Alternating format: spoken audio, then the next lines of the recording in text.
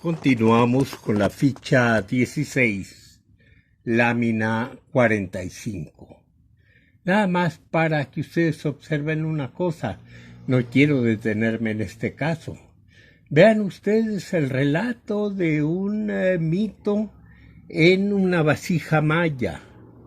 No es nada más que hacen los personajes, cómo se encuentra el niño jaguar recostado y bordeado por un personaje danzante y por otro que es la muerte. Vean simplemente el sitio en el que él está acostado. Es un enorme glifo, muy complejo, y todo lo demás nos está indicando lo mismo.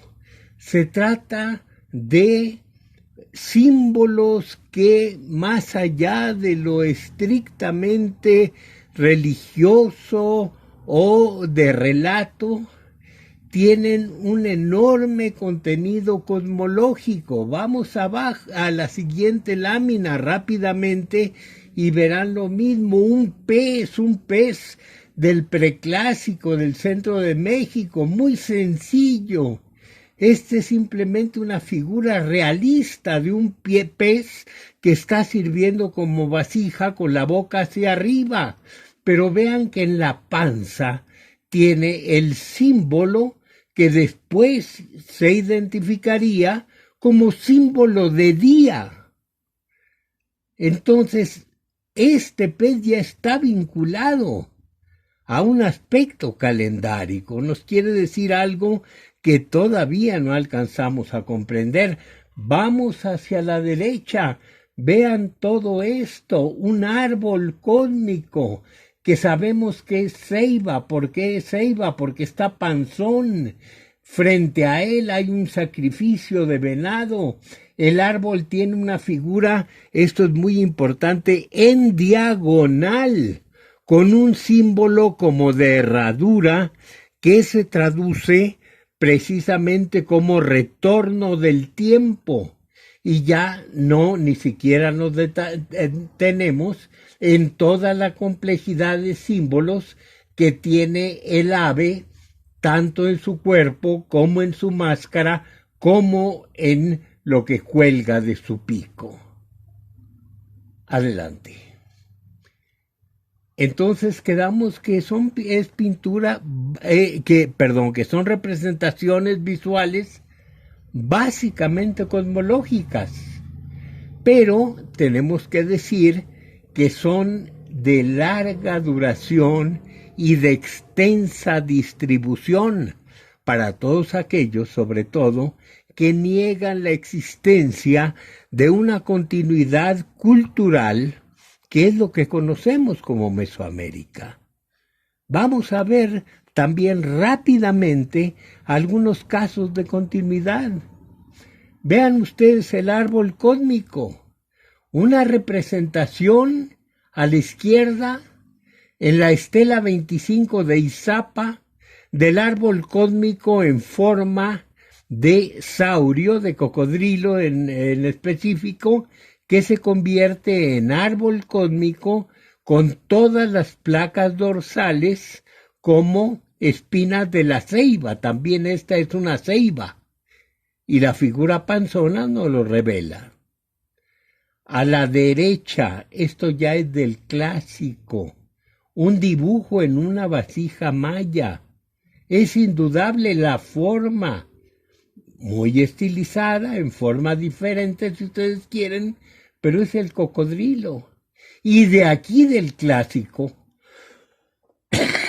vamos a brincar hasta el posclásico tardío, en el que encontramos multitud de representaciones del árbol cósmico, todavía con las mismas características.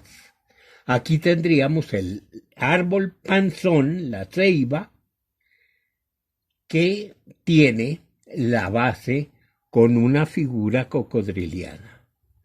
Entonces, del preclásico tardío, brincamos siglos y siglos y siglos hacia el posclásico tardío y encontramos la misma representación.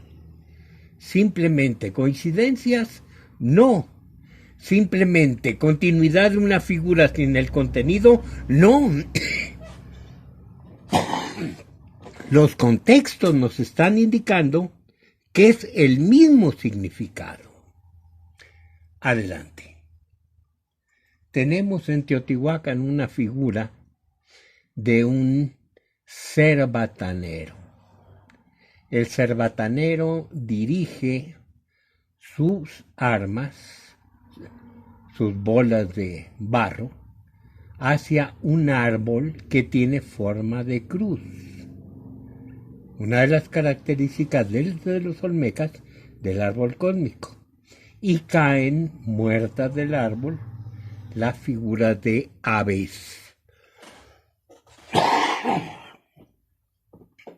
Viajamos en la lámina siguiente hasta el clásico maya. ¿Qué vamos a encontrar? Al cerbatanero con unas manchas negras en la espalda, en el brazo, en la mejilla. El cerbatanero que está disparando contra el árbol cósmico. Aquí el árbol cósmico ya tiene una base casi antropomorfa o teratomorfa, que está disparando a un ave que está en la cúspide del árbol. ¿Qué tenemos en la figura de abajo? Un cerbatanero que por las manchas del cuerpo negras como el de arriba, pero por el sombrero, ya podemos identificar como Ishvaranque, y está disparando también su proyectil. Aquí no vemos en esta vasija ya sobre quien proyecta el disparo. Vamos a la siguiente lámina. En la parte superior, Oaxaca, tenemos en San Pedro, Jaltepetongo, en el posclásico temprano, damos otro brinco en el tiempo, que hay la figura de un cerbatanero que está disparando al árbol cósmico, a las aves del árbol cósmico, que está aquí representado con la base, con la figura del monstruo de la tierra. Si ustedes se fijan, como lo advirtió el propio arqueólogo que estudió esta imagen, el cerbatanero tiene manchas sobre la piel, igual que lo había tenido el maya en el clásico. Vean ustedes esta figura del posclásico tardío. Tenemos al cerbatanero que está disparando sus proyectiles al ave que está arriba del árbol que tiene como base la figura de Tlaloc.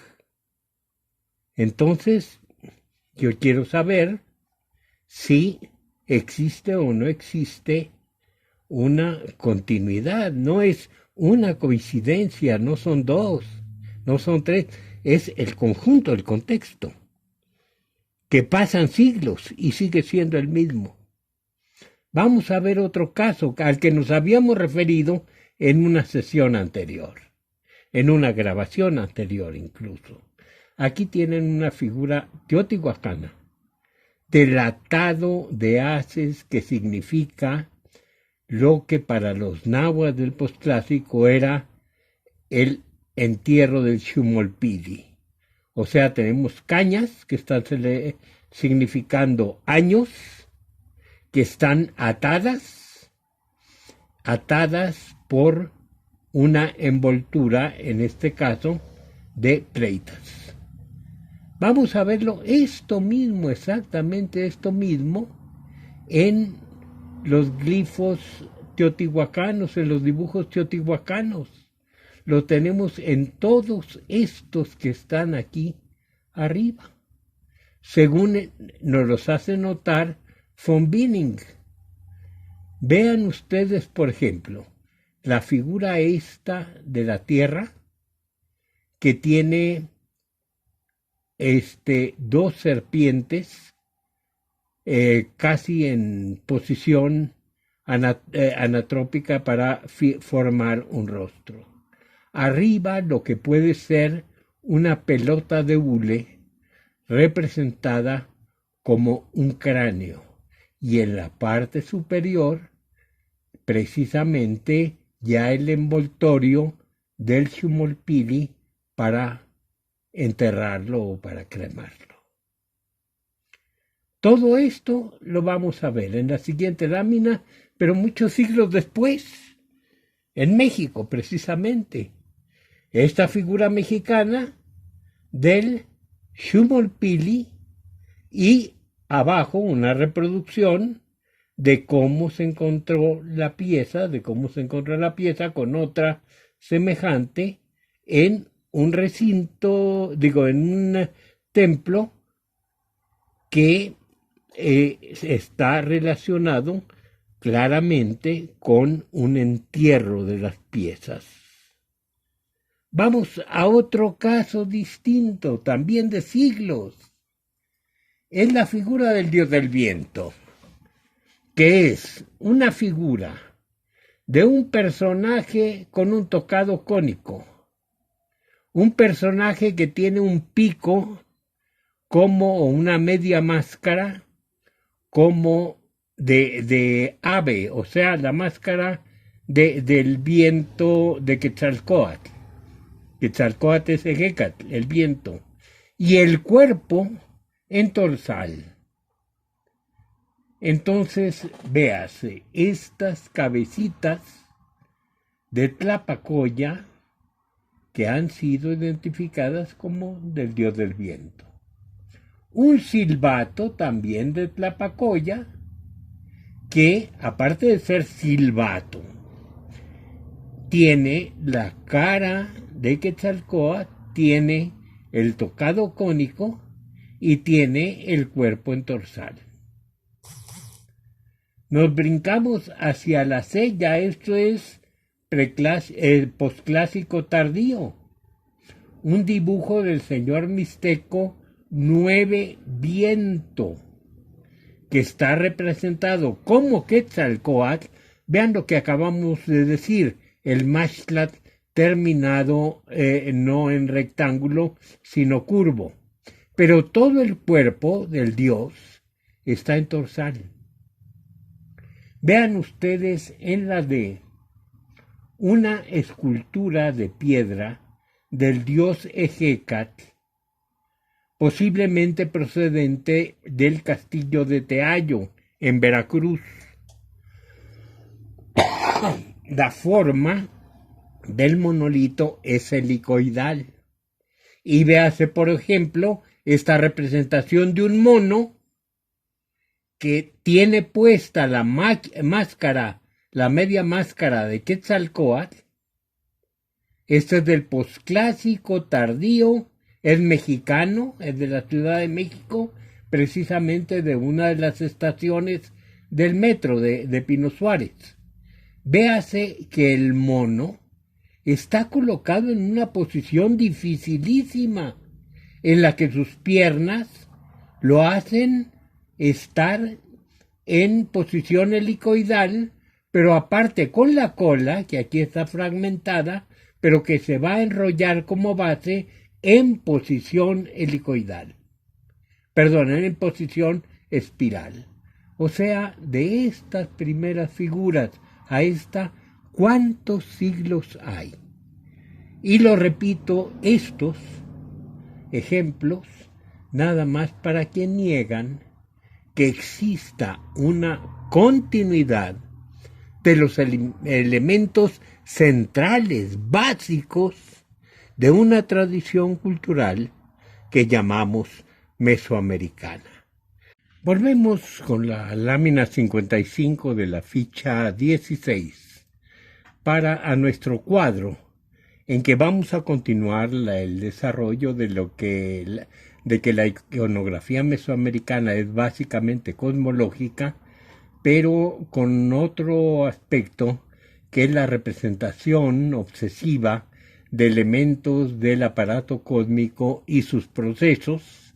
Pasamos a la 56, nada más para recalcar que estos elementos se centran en una figura geométrica que vamos a definir en el plano horizontal como el quincunce, el árbol verde en el centro, en sus extremos, el rojo del este, el blanco del norte, el negro del oeste y el amarillo del sur, pero aparte con la posición del cielo y la posición de la región de la muerte. Esto ya nos da una geometría de carácter muy elemental, pero que nos sirve para explicar algunos de los símbolos.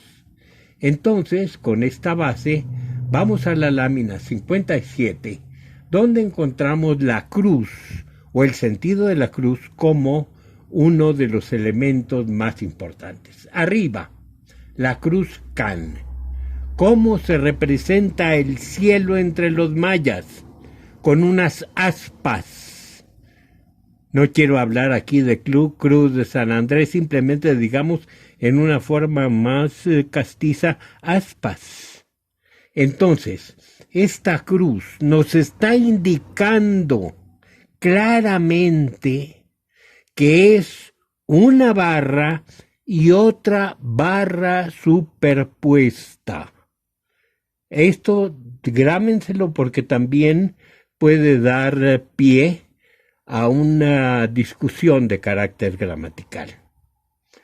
En segundo lugar, en el centro, tenemos aquí con colores para que sea más claro lo que es el quincunce, la figura de una de las caras de los dados, la cara 5, por eso le llamamos quincunce, de ahí tomamos el nombre, pero que en Mesoamérica significa precisamente las 5 posiciones de los 5 árboles cósmicos principales, el centro y los 4 de los extremos.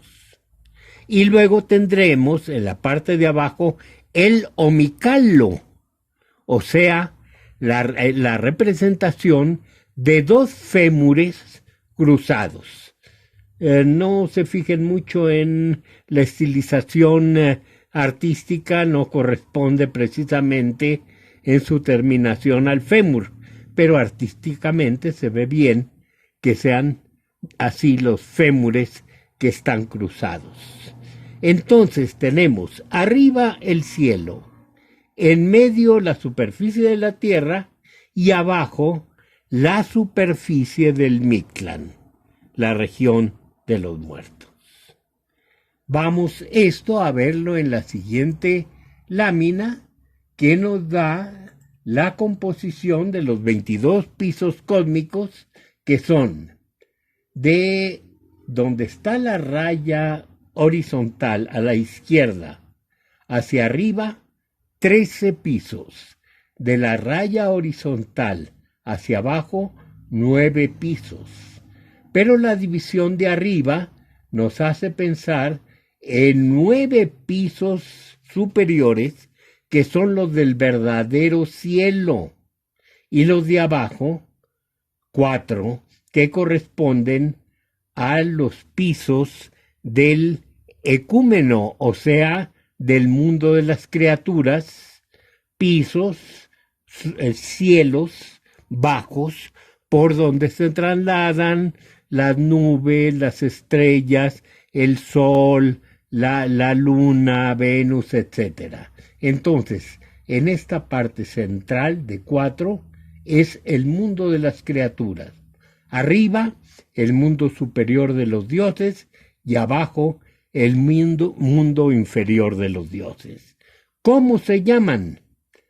Este del medio, el mundo de las criaturas, se llama Tlalticpac, literalmente, el lugar que está arriba de la superficie de la Tierra.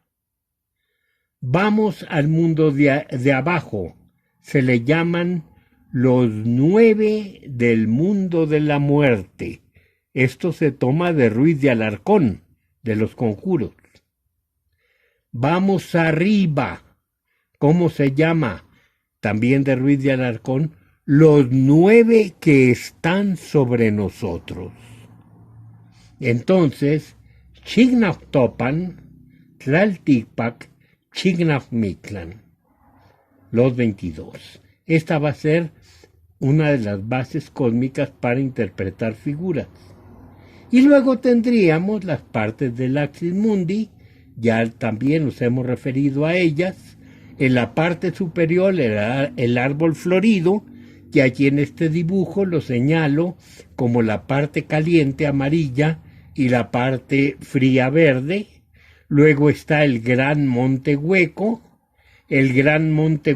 con 2 bocas, la boca de arriba, que es donde sale el árbol, la boca de abajo, que es la lateral, por donde salen los bienes y los males a la superficie de la tierra, la parte sobre la que está colocado el monte, que es una capa de agua, el agua que todavía no sale a la superficie de la tierra, y abajo la región de la muerte, o sea, es todo el Axis Mundi.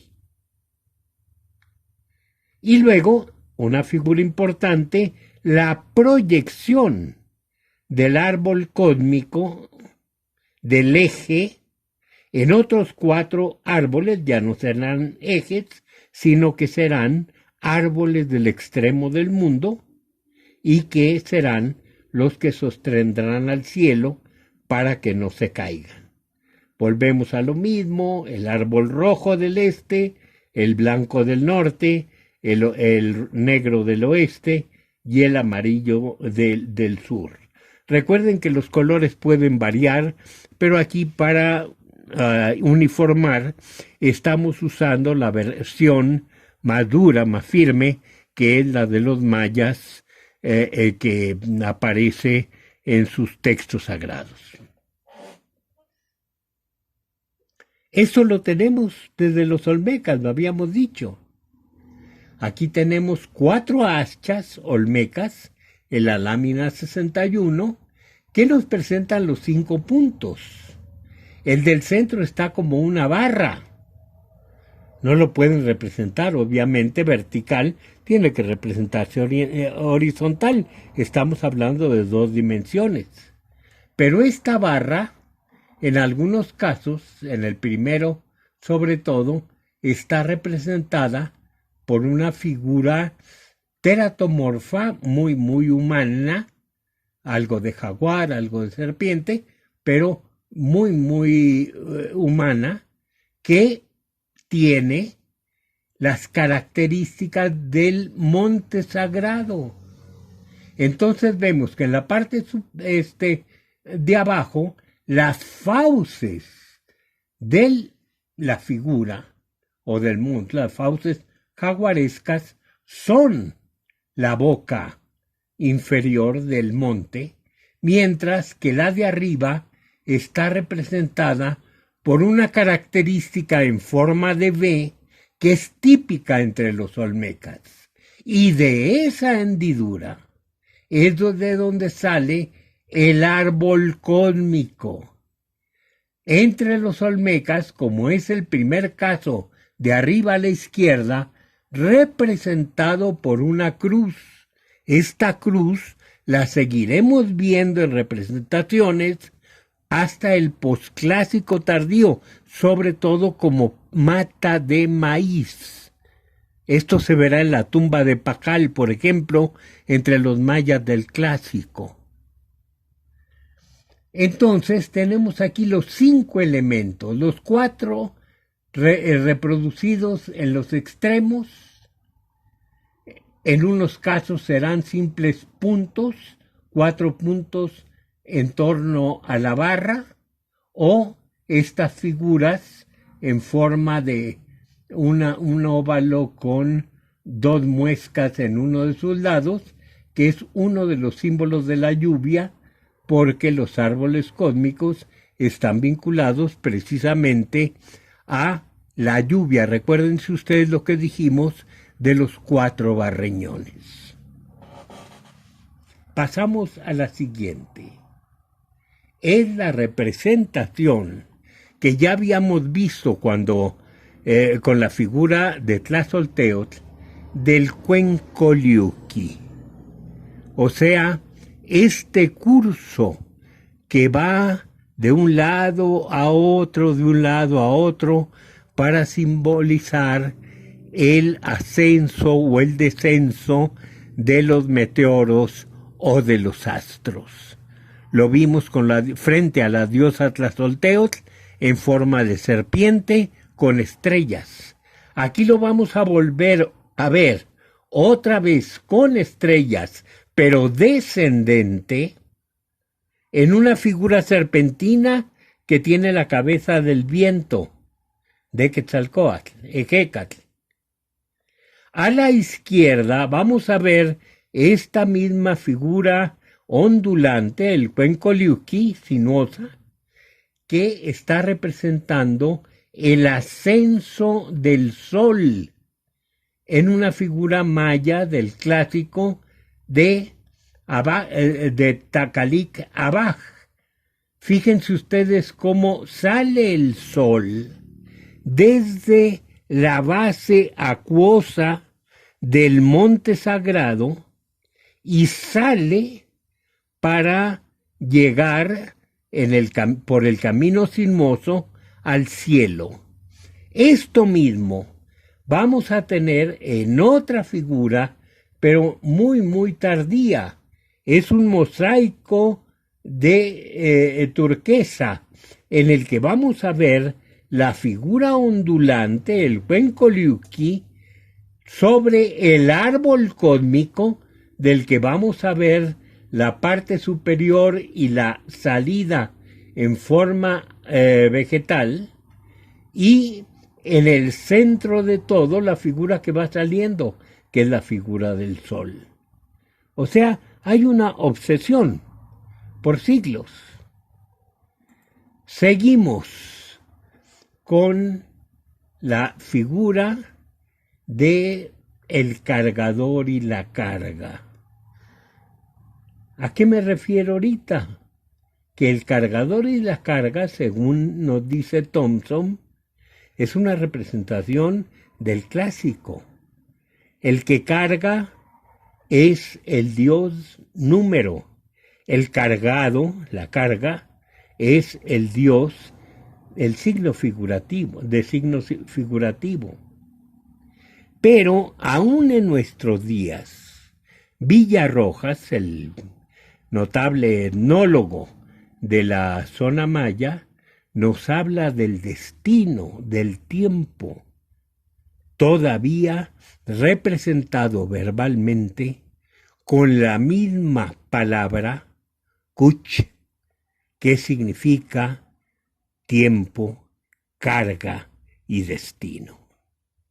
Y aquí hacemos nuevamente un corte para irnos a nuestro regreso a la lámina 64.